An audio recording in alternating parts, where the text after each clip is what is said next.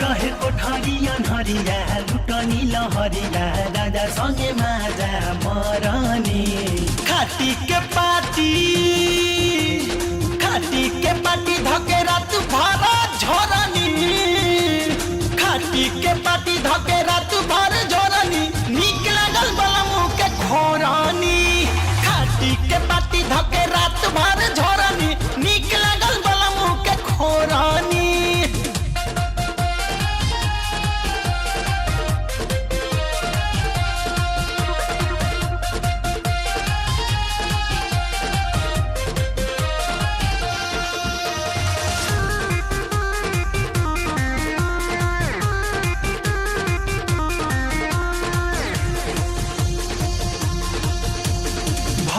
झोकाई पतई के बोझा धर से कराह लागल बदके वही कोल्हुअरिया में बनल मिठाई सोना सोना लागल महके लागल महके भई झोकाई पतई के बोझा धर से कराह लागल बदके वही कोल्हुअरिया में बनल मिठाई सोना सोना लागल महके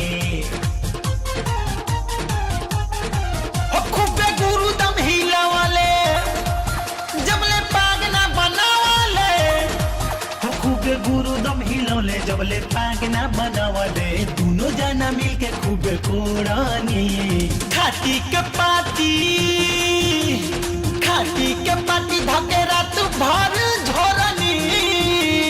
खाटी के पाटी धके रात भर झोरनी नीक लागल सैया के खोरानी खाटी के पाटी धके रात भर झोरनी नीक लागल सैया के खोरानी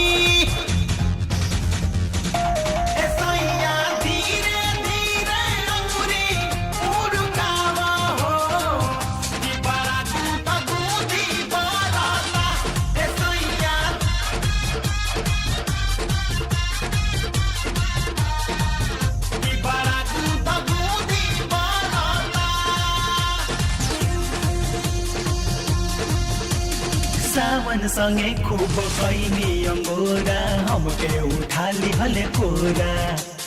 पिंटू के मुंह लगे गई झौसाई पहले रहल न गोरा सावन संगे खूब कैनी अंगोरा हमके उठा लिहले कोरा पिंटू के मुंह लगे गई झौसाई पहले रहल न गोरा कुछ बात ना बतावले बुतल लगिया जरावले कुछ बात ना बतौले बुतल लगिया जरावले चूल्हा मेला न हम जोरानी खाटी के पाटी धके रात भर झोरनी खाटी के पाटी धके रात भर झोरनी नीक लागल सैया के खोरानी खाटी के पाटी धके रात भर झोरनी नीक लागल बलमा के खोरानी खाटी के पाटी धके रात भर झोरनी नीक लागल बलमा के खोरानी। आर्या म्यूजिक में आपका स्वागत है। लेटेस्ट मूवी और सॉन्ग के लिए मेरे चैनल को सब्सक्राइब करें और बेल आइकन को जरूर दबाएं।